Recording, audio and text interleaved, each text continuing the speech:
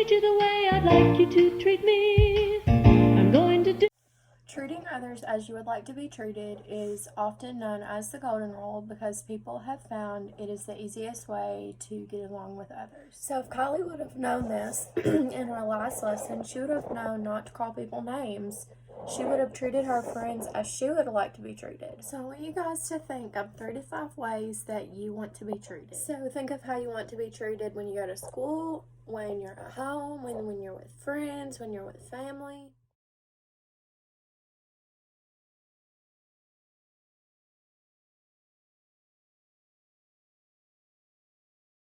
Now we are going to read a story about a girl named Carrie who learned it is important to treat others the way you want to be treated. To Carrie, Margaret was like a grandma and a friend. She lived in a funny little 3-room house with a big yard full of fruit trees and berry bushes. Over the front door was a lacy wooden arch covered with a vine Margaret called Grandfather's Pipe. It had big round leaves and dark brown flowers that looked just like the pipe Carrie's grandpa used to smoke. But the best things were Margaret's rose bushes. They were big, old-fashioned ones with pink or red or yellow flowers, and one had the most beautiful peach-colored roses Carrie had ever seen. The flowers reminded her of dancers, like the ones she saw in movies. She loved them. Carrie went to Margaret's almost every day. They talked about everything while sitting at the little kitchen table, eating cookies and drinking sweet herb tea. Margaret knew all of Carrie's secrets. She was like a best friend. One day, after cookies and tea with Margaret, Carrie began to head home. She was thinking about the new peach-colored bedspread she had gotten recently, and which she had things in her room to match it. Just then, on her way out, she passed the roses and stopped. There, just within reach, was a perfect peach-colored rose. Without thinking, she reached up and picked the rose. Her heart raced with excitement as she ran the half-block home. She was happy and proud of the rose.